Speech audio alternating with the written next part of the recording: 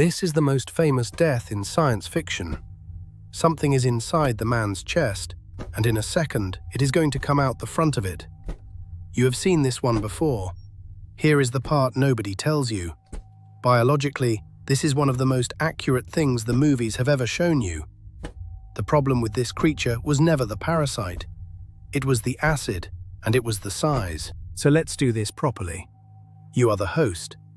We are going to walk every stage of the thing that chose you, stage 1 to stage 9, and run the real biology on each one, and mark every stage with one of 3 stamps: real, impossible, or fatal. The stages that look like cheap horror are the ones nature actually does. The coolest stages are the ones that are physically impossible. And the thing that finishes you at stage 9 isn't the monster at all. It's the math. No respawns. Let's begin. Stage 1. The egg. You walk into the quiet room. The thing on the floor has no eyes, no ears, no brain worth the name. And it opens anyway, the moment you're close, like it was waiting for you specifically. It was. Real parasites don't ambush, they're detected to. A mosquito finds you from about 30 meters away, purely by the plume of carbon dioxide you breathe out. Ticks read your body heat and your scent and wait. You didn't walk into a trap. You are the signal. A warm, breathing, gas-leaking beacon advertising yourself to anything tuned to pick you up. The egg didn't see you. It smelled you. Verdict: real.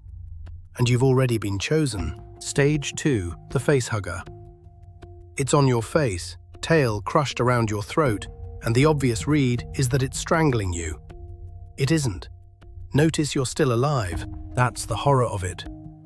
Cut off your airway, and you lose consciousness in about 15 seconds, and your brain starts dying inside 4 to 6 minutes. So the thing wrapped around your throat is doing the opposite. It's keeping you breathing. In biology, that's called a coinobiont, a parasite that keeps its host alive and functioning, because a corpse is no use to it. It needs the nursery warm. It is not trying to kill you, it is trying to preserve you. Verdict: real. And that is so much worse than being killed. Stage 3. The implant. While you're unconscious, a tube goes down your throat and leaves something behind. Then the creature falls off, dead. It's one job done. You wake up. You feel fine.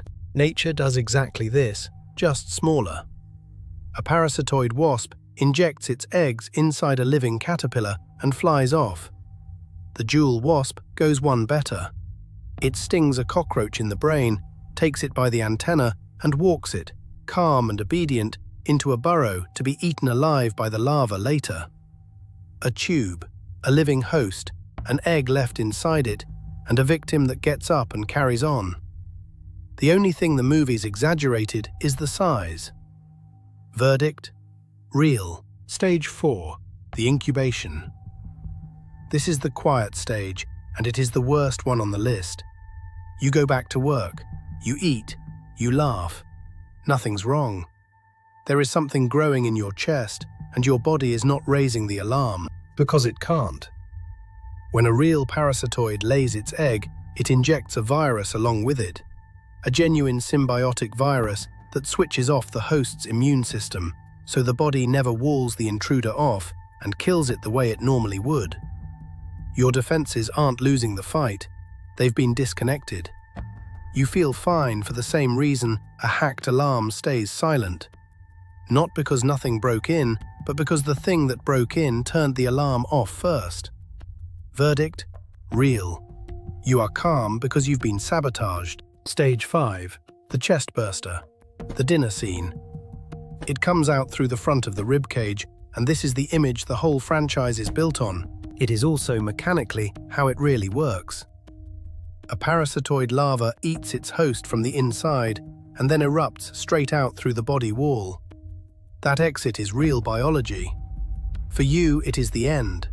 That's the sternum, the ribs, the heart, and the great vessels all failing at once, a collapsed chest, and most of your 5 liters of blood leaving in the time it takes to register what happened.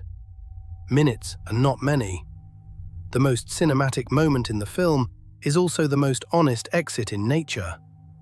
Verdict: fatal. Stage 6. The acid blood. Somebody finally hurts it, and its blood pours out and burns a hole clean through 3 steel decks of the ship. For the first time on this list, I have to stop you. This one is a cartoon.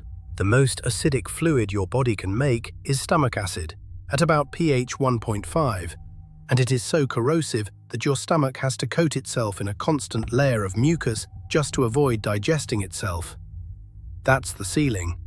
Nothing alive gets near a fluid that eats through a steel floor in seconds. And if anything did, it would dissolve its own veins long before it reached yours. Real animals that weaponize chemistry, like the bombardier beetle and its 100-degree spray, burn you. They don't melt the building. Verdict: impossible. Stage 7. The adult. It stands up. 2.5 meters of armored predator on 2 legs, a body with a skeleton on the outside. Terrifying. Also, in this atmosphere, it cannot exist. Anything with its skeleton on the outside breathes by letting air seep in through tiny tubes, and that hard ceiling's how big it can get. Oxygen simply can't reach the middle of a large body fast enough. The biggest bugs that ever lived, 2.5-meter millipedes and dragonflies the size of hawks, needed an ancient atmosphere of 30 to 35% oxygen to manage it. Ours is 21, and the math is merciless. Double a body's size and it gets 8 times heavier, while its armor only gets so much stronger. Blow a beetle up to your height and it collapses under itself and suffocates at the same time.